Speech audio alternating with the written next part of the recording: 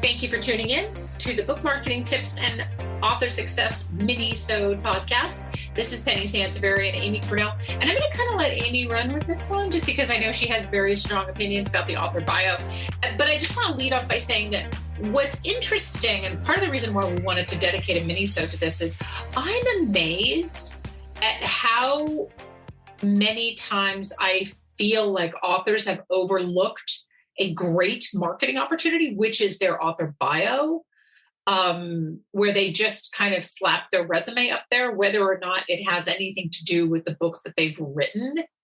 I dedicated a chapter to this in How to Sell Books by the Truckload. Again, I know that Amy has strong feelings about this, but I just want to start by saying you want to make sure that your bio aligns with what you're writing about, because readers it's amazing how many times readers read the bio and go into the bio just to see what the author does. And especially in particular, if I'm picking up a nonfiction book, I want to know that I'm buying a book by somebody who has some experience in the topic they're writing about. Absolutely. Yeah, it's a very different approach, whether you write fiction or nonfiction. Absolutely. So if you write fiction, the goal should be to be creative and memorable. You don't want to just say like, okay, like I went to school here and I started writing because of this, and I have a cat and I like to, you know what I mean? It's like, that's not fun. Like, be fun, be memorable, be somebody that if somebody's reading that bio, they go, this person sounds really interesting, actually, or that you make them laugh, or that if you have kind of a darker sense of humor and you write thrillers or something like that, do that. Have it match the tone in the genre of the book that you write in. Yeah. An example, if you write women's fiction, I personally would rather read about the author's favorite ice cream flavor or their yoga practice or the vacation destination they go to get motivated to write or something like that. And I find that much more endearing than the fact that they have a BA in accounting, for example. And stop there if you think I'm trying to dumb down women. That is not the point. How dare you? But the point is that you want to connect with people on a more personal level. So if you're writing fiction, talking about where you went to school doesn't typically play into that.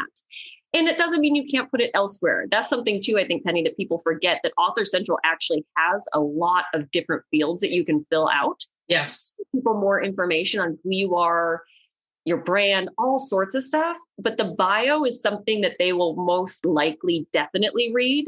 So keep that really strategic and concise and make it fit for who you're writing for. Imagine you're in a room with your potential buyer market. What would you be chatting about? That's the kind of stuff that should inspire you for your bio.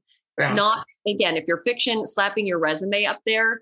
If you started talking about that stuff in, a social setting with it just doesn't make sense. So rethink kind of what the point of your bio is and look through it and say, am I really telling people who I am and what I'm about? Like, is this really all that interesting? Or am I just, putting something up there to take up space? Well, and I think that also, to your point, your bio has to align with your book topic, right? And it's not that if you've written nonfiction that we always have to know all the degrees that you have in order to write this book. I saw a book, and actually, I think I featured her bio in How to Sell Books by the Truckload. She wrote a funny parenting book. And it was really hilarious. And now I apologize, the name of it escapes me. And she had all of these, if you dig into her background, you'll see that she had all these degrees in parenting, but her bio was funny because her parenting book was funny. And so it aligned with that, because if your book is like this hilarious parent, like if it was something like don't duct tape your kids to the floor or something, I mean, it was such a great title.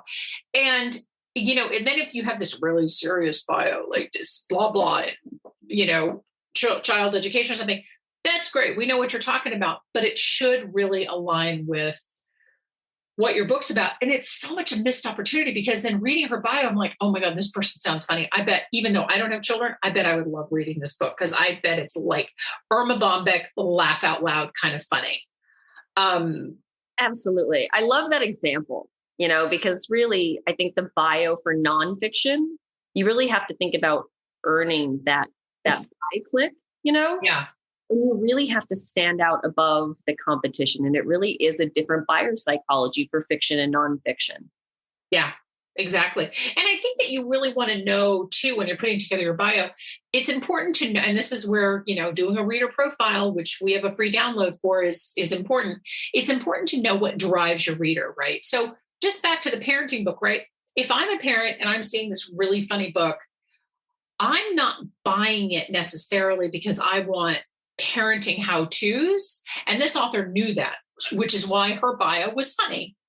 Conversely, if I'm buying a book on, let's say, I don't know, how to do my own taxes, and your bio is funny, I'm thinking I'm going to wind up in IRS jail, because you probably don't know what you're doing. So I think you really have to, when you're putting your bio together, you have to understand what's going to inspire this reader to a buy.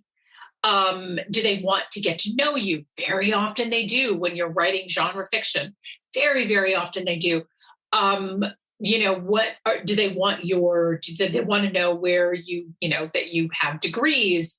If you've written a diet and health book, absolutely. Because anybody can, as we know, can put a book together on, how to get healthier. They may not necessarily know the topic they're talking about. So understand what motivates your reader to buy, and then include that, or include at least elements of that in your bio for Amazon. And remember, Amazon Author Central gets 1 billion hits a year in terms of people, checking out. It's crazy checking out authors. Goodreads did a study a number of years ago and found that the number one thing that readers want at the end of a book is to connect with the author.